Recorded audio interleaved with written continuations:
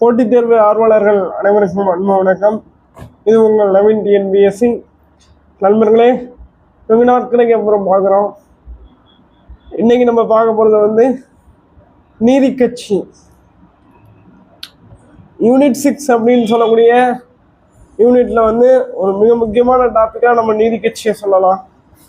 நீதி கட்சியினுடைய தொடக்கம் அப்படின்றது 1909 பிராமணர் அல்லாதோர் சங்கம் அப்படின்ற பேர்ல ஆரம்பிக்குது. புருஷோத்தமன் நாயுடு, சுப்பிரமணியம் அப்படின்ற 2 பேர் ஆரம்பிக்கிறாங்க. இந்த பிராமணர் அல்லாதோர் சங்கம் 1916 நவம்பர் 20 விக்டோரியா அரங்குல தென்னிந்திய நல உரிமை சங்கம் அப்படின்னு பரிணாம வளர்ச்சி அடையுது. இந்த தென்னிந்திய பிராமணர் அல்லாதோர் சங்கம் 1920 அதாவது 1919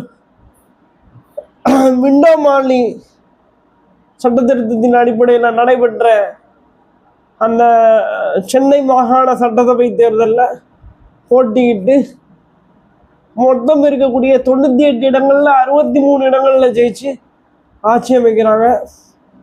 அந்த தென்னிந்திய நல உரிமை சங்கம் அப்படின்றது 3 பத்திரிகைகள் நடத்துகிறாங்க.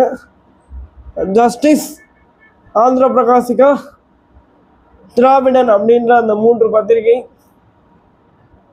இந்த 3 பத்திரிகையில ஜஸ்டிஸ் பத்திரிகையின் பேர்ல தான் அந்த தென்னிந்திய நல உரிமை சங்கம் நீதி கட்சி என்று அழைக்கப்பட்டு தேர்தலில் அந்த நீதி கட்சின்ற பேர்லேயே தேர்தலில் போட்டிக்கிட்டு ஜெயிக்கிறாங்க. அதனுடைய முதலமைச்சராக சுப்பராயலு வர்றாரு.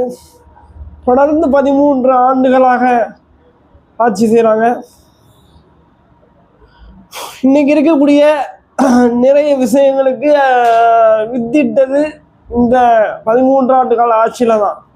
குறிப்பாக சொல்லப்போனால் மதிய உணவு திட்டம், இடஒதுக்கீடு 1921 செப்டம்பர் 16 அந்த வகுப்பு வாரி அரசாணை அப்படின்றது வெளியாகுது. இப்போ இந்த 2021 திமுக அரசு அமைந்தவுடன் அதை சமூக நீதி அரசாணை அப்படின்னு சொல்லி அந்த அரசாணை வெளியிட்டு 100 ஆண்டு நிறைவடைந்ததை ஒட்டி அதை கொண்டாடினாங்க 2021. அப்புறம் மதிய உணவு திட்டம் முதலாக சென்னை மாநகராட்சி மேயராக தியாகராயர் இருக்கும்போது அறிமுகப்படுத்துகிறாரு 1000 விளக்கில். அது 1925 சென்னை முழுக்க விரிவாக்கம் செய்யப்படுகிறது. இப்படியா இருக்கக்கூடிய இந்த நீதி கட்சி தான் 1938 பெரியாரால் கைப்பற்றப்பட்டு அவர் தலைவராகிறாரு. அதனுடைய அடுத்து தான் 44 ஆகஸ்ட் 27 சேலம் மாநாட்டில் திராவிடர் கழகம்னு பேரை மாற்றுறாங்க. நன்றி நண்பர்களே, தொடர்ந்து இணைந்துருங்க. நம்ம இந்த மாதிரி இன்னும் தொடர்ச்சியாக இனிமேல் வீடியோக்கள் பார்ப்போம். அதுக்கு முன்னாடி ஒரு கேள்வி. இந்த தென்னிந்திய நல உரிமை சங்கம் ஆரம்பித்த நபர்களில் முக்கியமான நடேசனார், தியாகராயர், DM நாயர். இந்த 3 பேரை தவிர்த்து அதில் ஒரு மிக முக்கியமான பெண் உறுப்பினர் இருந்தாங்க. அது யாருன்னு தெரிஞ்சால் கமெண்ட்ல சொல்லுங்கள். நம்ம அடுத்த வீடியோவில் பார்ப்போம்.